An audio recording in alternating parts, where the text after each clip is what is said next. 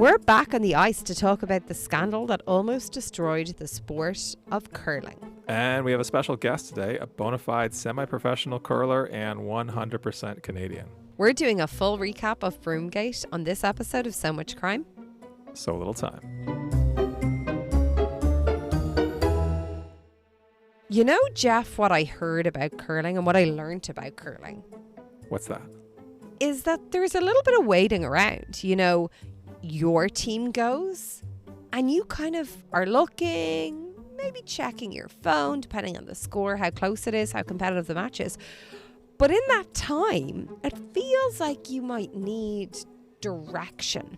You might need a focus, something to make you have those warm and fuzzies inside as we come up to the Christmas period, and also feel good about yourself and what you're giving back to the podcasting community. Maybe you could go to patreon.com/so much crime, so little time and join as a subscriber. I think that's a great idea. If you do that, you're going to get episodes like this one that come out early. You're going to get bonus content, outtakes, and like Dee said, when you're out on that ice feeling all cold, this will warm you up inside. Give you that tingly feeling. Thank you. Welcome to So Much Crime, So Little Time. I'm Dee. And I'm Jeff. And before we start, we want to give a warning. In this episode, we're going to have spoilers for Broomgate. We're going to discuss the whole series. New to Broomgate? Go listen to our preview episode. It's the one before this one in your feed. And you can also find a link to it in our show notes. As a reminder, this podcast, Broomgate, came out in the spring of 2024. It was put out by CBC and USG Audio. The host is John Cullen. He is a comedian and self-described Tier 2 curler. There are 6 episodes. Really, it's 5 and a bonus, but let's call it 6.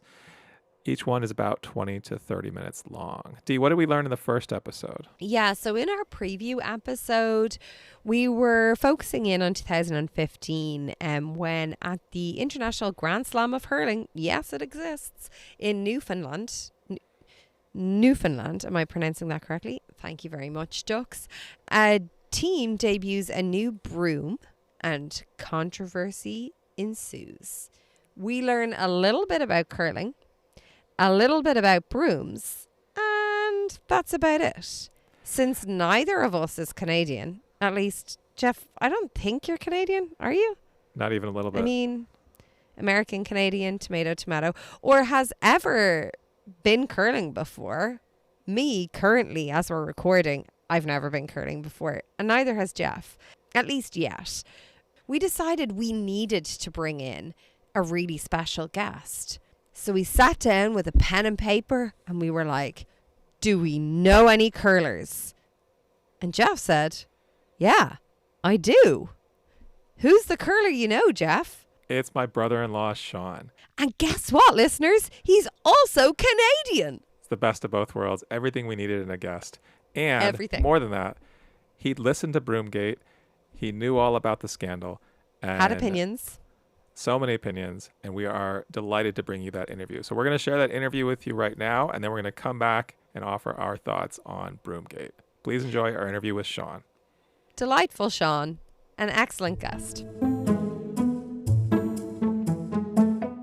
Sean, thank you so much for joining us. We really appreciate you coming on to share your wisdom. I guess maybe as a first question, could you just tell us a little bit about your experience, how you got into curling in the first place? I grew up watching it since I can remember. It's grew up in Canada, and it is almost as popular as ice hockey. And I actually didn't do curling until about 6 years ago. I grew up actually playing ice hockey, but like I say, you know, on TV all the time. It's broadcast as often as you would ever see a hockey game. And I finally got the opportunity to go out on the ice about 6 years ago here in Albany, New York, of all places. And literally the learn to curl that I did, I knew that I was in. I ordered equipment when I got home that night for both me and my wife. So I kind of roped her into it right away, and it's been my passion ever since. And I'm kicking myself that I started so late, because my ability ceiling is much lower than it would have been if I had done it since I was a kid. Do you and your wife play on the same team? Like, is it a mixed team We or, do. yeah? There's a Friday night league that we participate in, where the winning teams get pizza after the game and the losing teams get pizza after the game. So I love that. I love that. I love the idea of you growing up watching it. Is there a real family vibe around the sport? yeah, I mean, when you watch the broadcasts on TV, there are a lot of kids there, families there. It's one of those sports that anybody can do from any age. 6 years old, even a little bit younger kids start out on the ice, and it's one of those things that you can do well into your 70s. Hmm. So you talked about playing hockey before that, and I'm curious. So hockey is the more popular sport in Sure. Canada, the most Yeah. popular sport in Yeah. Canada. Do hockey players also curl a lot? Is there like they look down upon curlers, or is it vice No, versa? definitely don't look down upon it, but it conflicts. The timing conflicts. So if you're a hockey player, you're going to have your time taken up all winter playing hockey and not have any time for curling.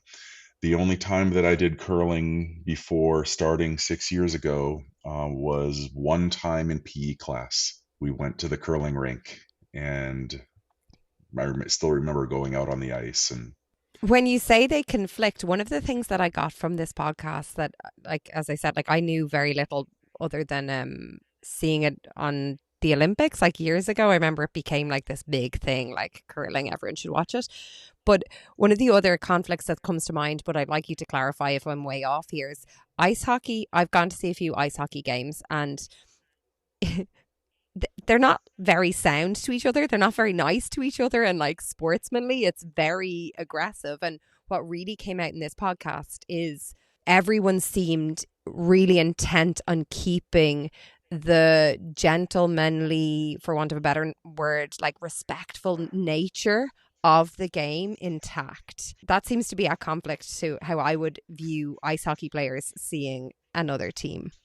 yeah, it is. It's maybe not unique to curling, but it is a pervasive aspect of curling, that atmosphere that you talk about, the congeniality and the sportsmanship is at the top of everything. The winning part of it is, it gets competitive for sure, but that would never override the sportsmanship aspect of it.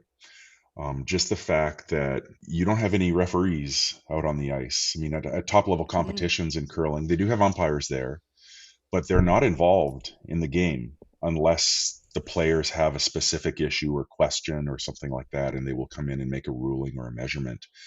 But the players police themselves, and there's an overriding expectation of honesty. One of the things that you absolutely do not do is touch a stone once it's been delivered. If you do touch the stone, no matter how slight, you admit the mistake and you stop the stone and you say, I touched it, and it comes out of play. And nobody watches you to make sure you do that. It's just something that you do. And that's one of the prime rules of the sport, and it's what makes it unique. Yeah, it seems at odds with some of the really popular sports. Soccer is something that I would be really familiar with. We grew up watching soccer. I have four older brothers, so soccer was huge. Sport in general was huge in our house.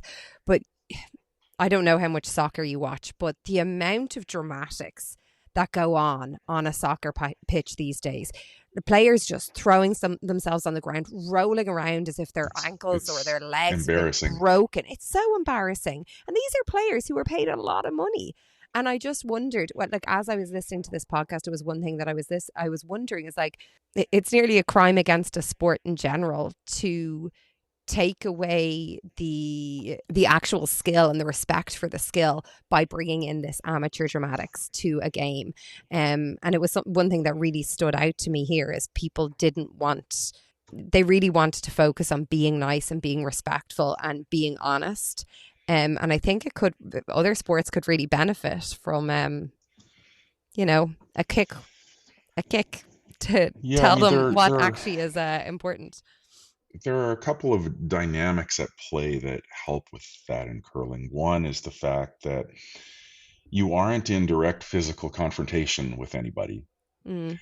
the other team shoots and you watch, and you can't control anything that they do. And when it's your turn, they can't stop you or control anything that you do. So it does just become an ability. It's almost like more like a chess game in that respect. But the other thing is that there's a strong social aspect to it, where you sit at the table after you play the other team and have a drink with them, have a couple drinks with them. And that ends up being one of the best things. I mean, I don't necessarily do it for the social aspect. I like the perfectionist nature, trying to do really well at it as a sport. But when you've had a bad game, half a glass of scotch makes that bad game seem a lot less worse than it was. I think what's funny about that is I watch a lot of basketball, like the NBA, and some of the biggest stars in the NBA, like Steph Curry and LeBron James, are friends off the court, and they hang out off the court. And people get mad that they're friends. They don't like that some of these big stars who are rivals on the court are friendly off the court, as though they should hate each other and they shouldn't go get a beer together. But I really kind of admire that about curling. It seems like a refreshing change. It is. Yeah, and that's one of the reasons why I'm trying to keep my 13-year-old interested in it, because it has this it doesn't have any of the taunting that you see in other sports. You know, you make a basket in somebody's face and then you start strutting and, you know, making the motion like you're too small kind of thing. That kind of behavior simply does not exist in curling, or if it does, it gets shut down in an awful hurry just from peer pressure. Is that what happened to you when you started playing? Was you did a lot of like strutting? And... He'll do it to me, but he won't do it to anyone else, because he knows the kids learn, and that's the thing with it's a sport that attracts that kind of kid, like a good kid, and because it will weed out the bad kids. I shouldn't say bad kids, right? They're not necessarily bad kids, but it does end up having a completely different vibe compared to any of the other sports that we would watch, like basketball and football. Yeah, it's so interesting. Sorry, I keep going back to soccer, but even with my kids, my son is 6.5, so not age 13, obviously at a different level of competition. But when they play a soccer game, and it's in a recreational league, and his team scores, they're like, yeah, we scored, we're winning. Like, this whole thing is already starting, and I'm like, guys, like, you got to show some respect. But right, it's part of the fun for them. But it's also really hard to be like, we don't do that when you watch a soccer game with them. And the people, like you're saying, Jeff, even with a basketball game, when like the stars are like acting out, or they're like whatever after, you're like, it's really hard to be like, we shouldn't do that. But then we're also cheering on the stars who are doing the same thing. Yeah, do as I say, not as I do. Pure definition of culture. You know, these other sports have a culture of that kind of taunting and in-your-face behavior, and curling absolutely does not. We should probably talk a little bit about the scandal. Yeah, I would love to ask, what were your like vibes or your feelings when this whole scandal broke? Were you distraught, disgusted, just intrigued? I think intrigued, because the nerdy part of me was just super interested in the technological aspect of it. I mean, I think it was more like an accidental discovery, but you know, a lot of scientific discoveries end up being accidental and have major applications. But it was just I was impressed in a couple of ways because of the dedication that some of these top teams have to continually improving. I mean, you literally had top teams testing every broom that had been on the market in the past 10 or 15 years to see what the effect would be from the sweeping. Because the thing that changed the most, aside from the fabric, is the technique that resulted from that. For ever and ever and ever, when a rock needed to be swept, you had both sweepers sweeping, whether it was with these old corn brooms flip-flapping along the ice, or whether it was with horsehair brushes, or into the late 80s and the 90s when they actually had synthetic nylon pads on the brooms. It was a brusher on both sides of the rock trying to brush it to make it go a little bit further and thus a little bit straighter. It would kind of stretch out the curve of the curl. What they realized with these new fabrics was that one brusher on either side could influence the curl of the rock significantly. And that was a revelation, because they have videos on YouTube, you can find them, where it'll be a commentary from one of the first tournaments in 2015 after all of this started happening. And the announcers are fascinated that this one team from Newfoundland is only using one brusher on one side or the other brusher on the other side. All of the other teams are still doing it the traditional way. And it was it really was a mindfuck for people. They couldn't stop talking about it. And it's almost like they just refused to believe that this could be an improvement. But the testing that these teams had done had convinced them beyond any reasonable doubt that this was an advantage. And they were 100% right, because when I started curling 6 years ago, this was already a thing. They call it directional brushing. Literally, the direction that you are pushing the brush in influences the curl. So it's either, brushing at an angle this way or brushing at an angle the opposite way.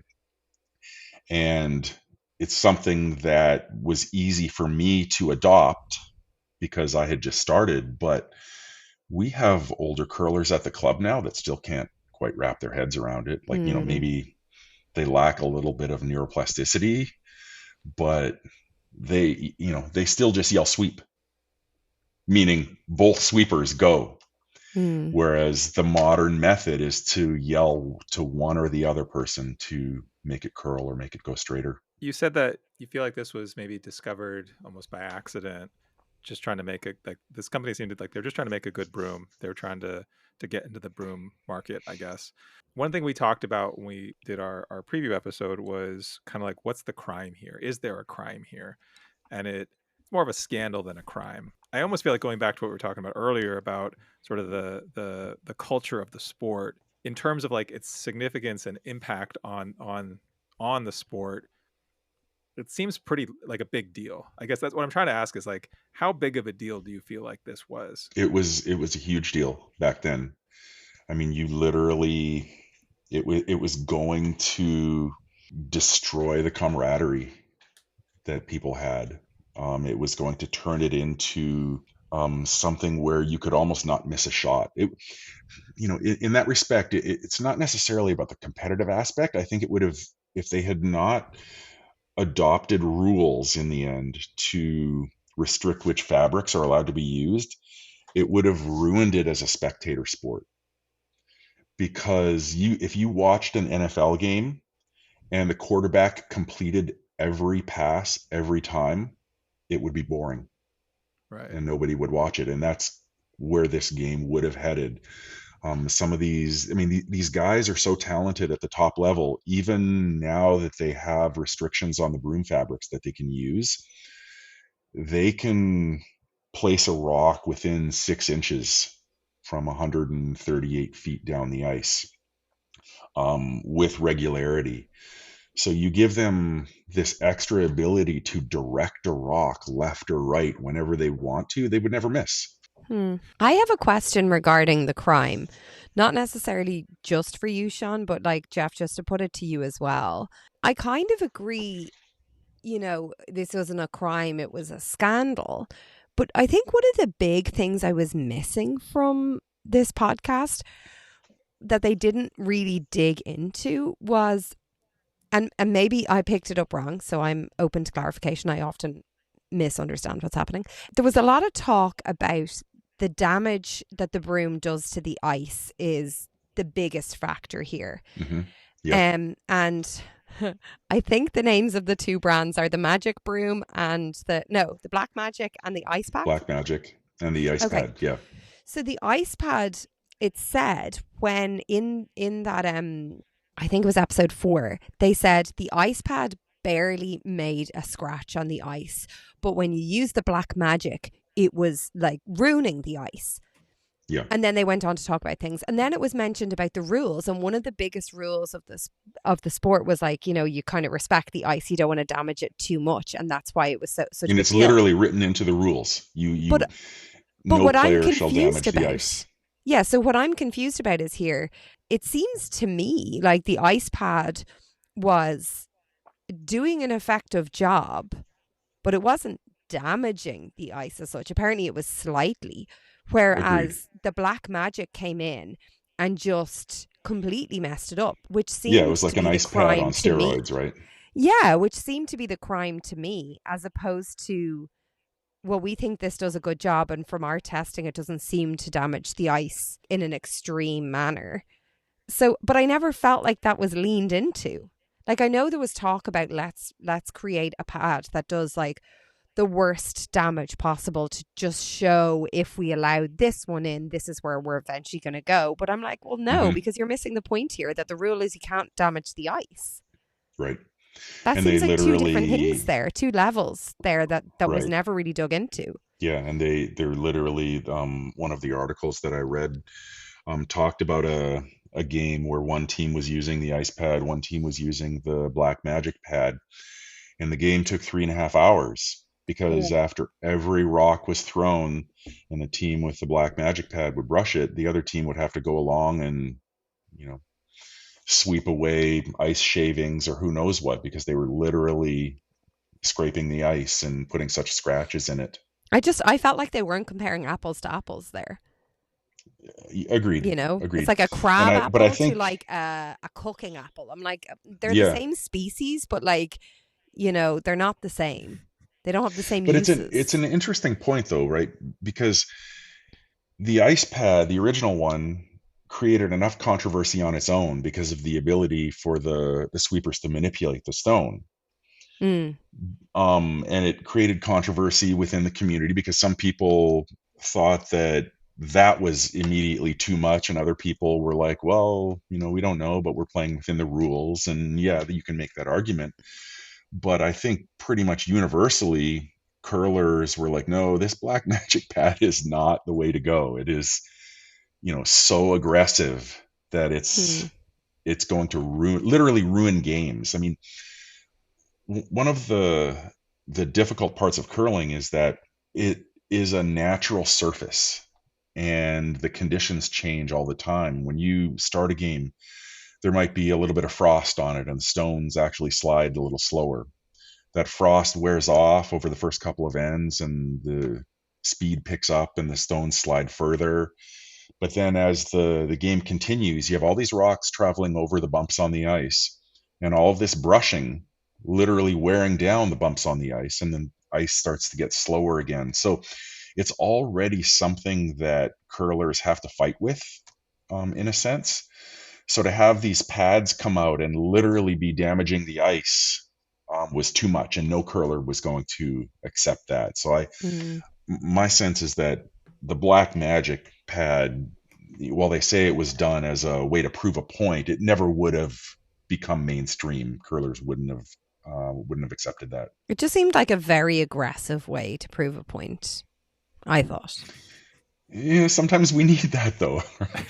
Do you feel like they did need it? Do you feel like that? No, not necessarily in this situation. No, but it just as people, right? As humans, sometimes we need to be shocked into. But being is that like, not okay, like yeah, kind you're of totally against? And maybe that, I know that was kind of the point of the podcast. Is like it did go against the nature of the game and the core of the game, which is that respectful nature. And I even wonder, like, you know, they say it was done as a way to prove a point. I'm not really that sure. I think they were trying to come out with something even better than the ice pad. Yeah, it seemed a bit like, okay, you broom making company, you want to make sure we're proving a point here. Do you want to be involved in the marketing that comes with this? Or do you want to be like, well, you're not coming to usurp me off my broom making high horse or whatever? You know, it's like like a company coming out with a better hunting rifle, and then they're like, oh shit, this just literally obliterated a moose. Maybe this isn't the best idea in the world. Oh It works gosh. really well, but it's not the best. The moose is very dead, but Yeah, it's still dead, right? But you can't eat the meat. I feel like we took a turn there I wasn't expecting. Have you played with one of the brooms before? Have you I do. experienced the I play magic? with one of the illegal ones. So Stop, at the really? club at the club level, it's not illegal. It's only Yeah. illegal in sanctioned competitions. wait, which And one? Which one do you have? I'd have to look, but it's definitely one of the ones with the texture that's too aggressive for actual sanctioned competitions. But if we're being honest, that might only really be effective for the first game or two. That scratchiness is going to wear off, and you know it's not like I'm gonna pay $25 to replace a broom head every game. I'm not getting paid for this, right? That's gonna eat into the scotch money after the game. You got to keep those priorities straight. Yeah, exactly. But that's why you're getting your kid into it, so he can earn the big bucks, right? Exactly. Yeah. Yeah. Yep. Yeah, he his passion is basketball, and he wants to make millions of dollars, and I tell him, why stop at just several $1 million with basketball when you can make hundreds of millions curling. So we're working on it. Wait, so sorry to jump back for a second. So you said you use one of those brooms in your league. Is that pervasive? Do most people use those? Yeah, it's probably 50-50. People don't really pay attention to it, to be honest, Okay. but it works. It Yeah. works. Some of the club members argue there's a little bit of mythologizing about the ability of professional curlers, with some good reason, right? Like they're more consistent, they can throw more accurately with consistency, et cetera, et cetera. But you'll have club members argue that only the professional curlers can really get an advantage from these brooms, and that is just absolutely false. Like somebody like me, 6'1", you know, two and a lot, um, with good upper body strength. So there's no way that you can tell me that I can't brush harder and more effectively than a 130-pound woman, even if she's a professional, right? Like, it's just physics involved. So they definitely have an advantage. But again, if they're going to swap out their broom heads before every game, they're going to have that kind of like sharp sandpaper advantage. And it's the best analogy. Like, it's you use a sheet of sandpaper over and over and over, it just gets dull and it's not as effective. So you said that the players rotate within a match. Like, just using the three of you that I know, so you, your son, and your wife, you are three very different sizes, and I presume like brushing, like just pure physics, like levels. When you're not brushing and one of them is, does that like sort of kill you inside? That's like, oh, like I could do that stronger, better. Yeah, it's hard sometimes to sit by and watch when you know that you could jump in and have an effect for sure. I don't, for the record, I'm not calling Kira weak in any way because I don't want to No, get she anything would up be my the sleeve. first to agree with you that she needs to work on her upper body strength. But our priority for that Friday league is more like a date night. So Sure. and we actually succeeded a little bit more this year than last year. I was skipping the team last year, which meant I was down at the far end calling shots lonely it was like the Oh, worst date night ever. So this night I nominated one of our teammates to go down there and do that, and I actually get to hang out with her going up and down the ice brushing rocks. That seems like a great date night. I Yeah. know. I kind of want to start playing curling. Here's the messed up thing, for years and years, even after I stopped playing ice hockey, I thought about curling, and I'd be like, it'd be cool to try, but I had this picture in my head that a curling club was some like exclusive like golf club, country club kind of thing, and you needed a sponsor. It is absolutely not like that. If you guys or any of your listeners ever want to try, all you do is find a club, you send an email or pick up the phone and find a time for an open house. And it's just one of those things where curlers will welcome you in because they have such a passion for curling. I mean, if I'm being completely honest, when you approached me about doing this podcast episode, I was like, hell no, there's no way I'm interested in that. And then you're like, oh, it's about curling. And I was like, oh yeah, I'll pay you to be on the podcast. I love You can that. Venmo us if you want. That's fine. If you don't. What did you make? I know you listened to the podcast. I'm not sure how long ago you listened to it, but I went in, as I've said, without any knowledge of curling at all, without any preconceived notions of whatever, and without any knowledge of this scandal or crime or whatever. But you went in knowing that. Mm-hmm. What was your take on the podcast? It had a lot of information. Some, he was a lot closer to everything than I was. So I learned a lot. My big take was, I thought it was a little bit sensationalist at the end, when he portrayed himself as kind of instigating Broomgate or causing Broomgate. It could very well be that he did, and if so, that's friggin' awesome. But I think that makes good podcast material to make that claim. So this is ostensibly, despite some of my better efforts, a true crime podcast. And we talked about this is more scandal than crime. But if there were to be crimes in the sport of curling or, let's say murder, how do you think it would go down? Well, I mean, we haven't really, we've kind of stayed away from the topic. We've had curlers at the club who simply haven't shown up the next season. They're gone. Sure. Now, I'm convinced that it's because of the whole Broomgate situation. People have tried to tell me that it's because they were in their late 70s and things happen. I don't believe that at all. My main concern coming on this was, am I going to be a target for the people that have vested interest in this, right? So, I really hope not. It would be very sad. I hope not. I hope not too, right? Your time, and then you were a target. Is there like a curling mafia? Like, is there? I don't think so. I've never heard of anything like that. Like, there literally is a maple syrup mafia in Canada. That might be a topic that you want to look into for a future episode. Googling. Yeah. No, I'm 100% serious, but I don't think that would fly in the world of curling. People oh my God, there is. Sorry. Yeah, she looked it up. That's excellent. All right, we're gonna have to have you back on when we cover that on a future episode.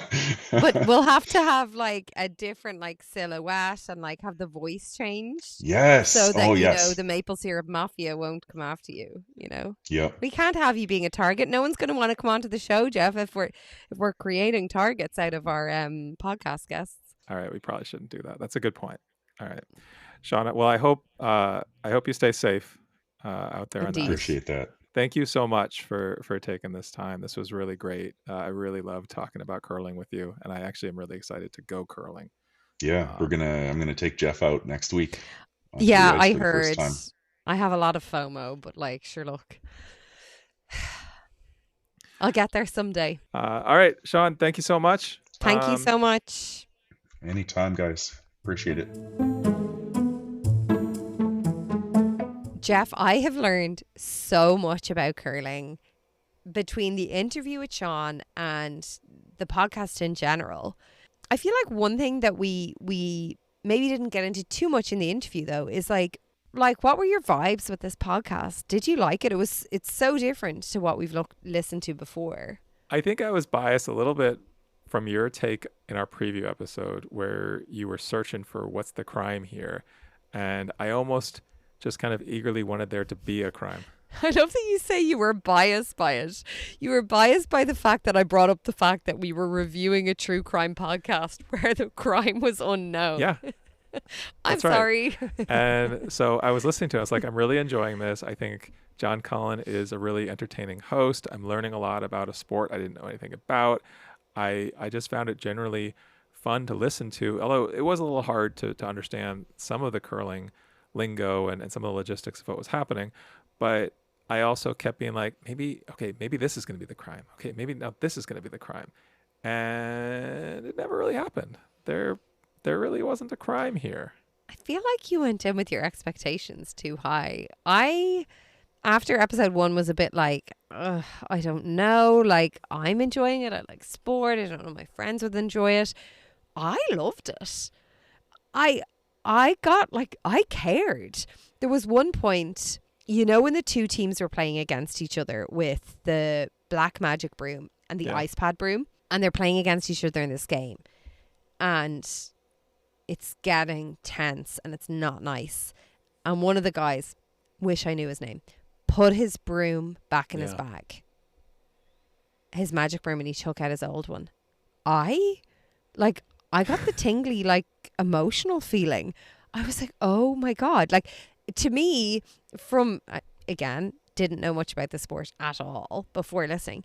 I was like, wow, that is sportsmanly. That is like, this is not helping. We're not figuring out who the better curler is here. I have an unfair advantage. Or, you know, both of us are dealing with, it's just not good. Vibes aren't good here. Let's get the vibes back on the ice. And he puts it back, and I was emotional. Now, to be fair, that emotion was really quickly like whipped away from me when the other guy was like, well, feck you. I'm not putting my magic broom back. And he just continued to play with his magic broom. But anyway, I cared. And is that not the sign of like a great podcast when you care? Did you not care, No, I Jeff? think that's why I wanted there to be a crime, because I'm like, I am enjoying this, and I hope Dee is too, but I'm sure she's waiting for someone to get hacked up, and that's just not going to happen here.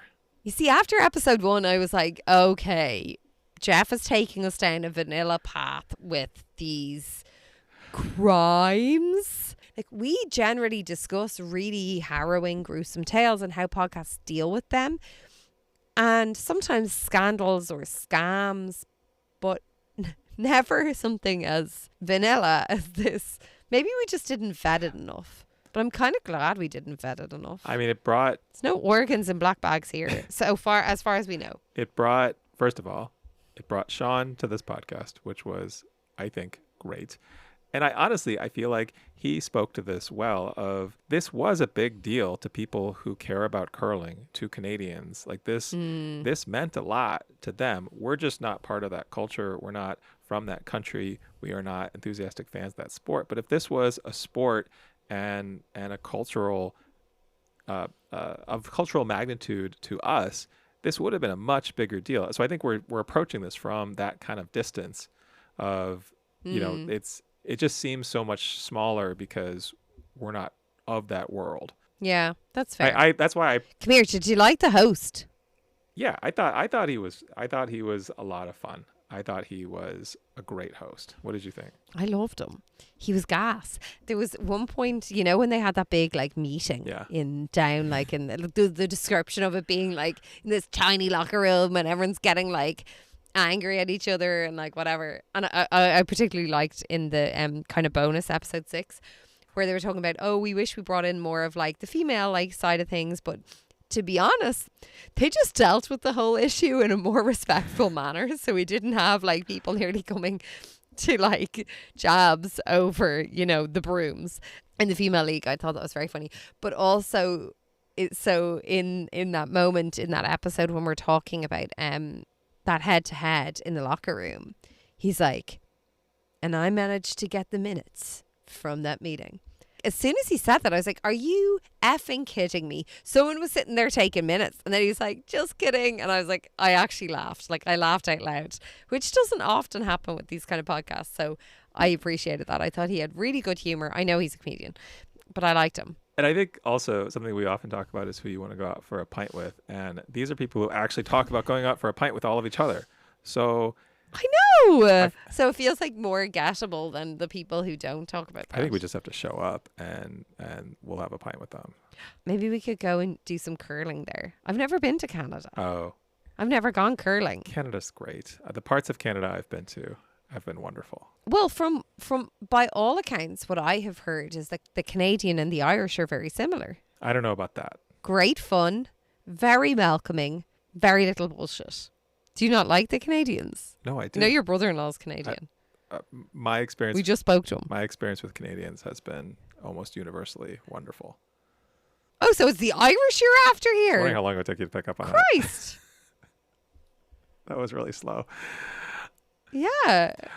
Are you recommending this to friends? I am. I think certainly with that caveat of it's not really a true crime podcast. If you're here for the murder, you're not going to get that here. But if you're here for a fun, well-told story that, I don't know, you learn a lot about a sport. If you don't know anything about curling, it's a great way to learn about it. I think it's just a good time. It's so interesting because like the people that I usually text and I'm like, I just heard this, you have to listen, is for true crime are not the people that I'm going to message this one to. I will message this to one of my friends who has supported our show, doesn't listen to the true crime podcast because she's like, that is not my style, but is obsessed with sports. Her and her fiance will, I think, really enjoy this podcast. So it's like a different niche. Look, I loved it. Want to go for a pint with John Cullen, but also, can we get back to some murder next time maybe? All right, let's find out.